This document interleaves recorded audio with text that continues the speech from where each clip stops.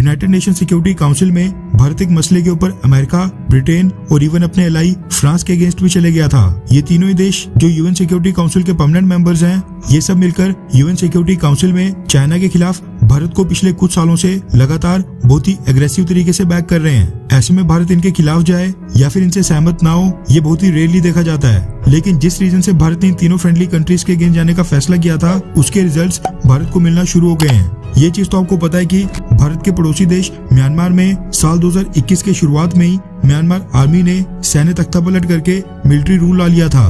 उसके बाद से अमेरिका, ब्रिटेन और फ्रांस, जो अपने आप को दुनिया भर में डेमोक्रेटिक वैल्यूज और डेमोक्रेसी का डिफेंडर मानते हैं, इन्होंने म्यांमार के ऊपर कई तरह के सैंक्शंस थोपने का फैसला किया था ताकि म्यांमार आर्मी को डेमोक्रेसी वापस से इंस्टॉल करने के लिए मजबूर किया जा सके।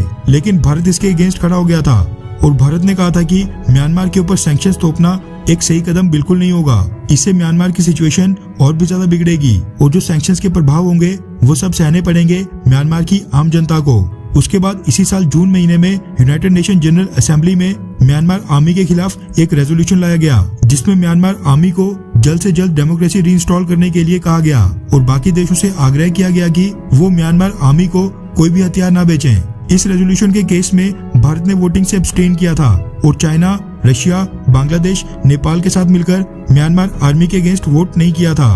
भारत का स्टैंड बिल्कुल क्लियर था कि हम म्यांमार आर्मी के ऊपर जोर जबरदस्ती बिल्कुल नहीं करेंगे। इसके पीछे का सबसे बड़ा कारण है कि भारत के जितने भी नॉर्थ ईस्ट की स्टेट का आउटर इंटरनेशनल बॉर्डर म्यांमार के साथ टच होता है, उनके ऊपर कई सारे इंसर्जेंट ग्रुप्स एक्टिव हैं, जो भारत के अंदर हमले करके म्यांमार बॉर्डर क्रॉस करके म्यांमार की टेरिटरी में जाकर वहां पर छुप जाते हैं। इनके ऊपर कार्रवाई करने के लिए इंडियन आर्मी पूरी तरह से म्यांमार आर्मी के ऊपर डिपेंडेंट है और पिछले कुछ सालों की बात करें तो ऐसे इंसर्जेंट ग्रुप्स जो भारत में हमले करके म्यांमार के बॉर्डर एरियाज में छुपने चले जाते हैं, उनके खिलाफ कार्रवाई करने में म्यांमार आर्मी ने हमारी बहुत ही मदद की है। दोनों देशों की आर्मीज ने कई सारे जॉइंट ऑपरेशंस भी किए हैं, जिनकी वजह से नॉर्थ ईस्ट के राज्यों में सिचुएशन काफी समय तक कंट्रोल में रही।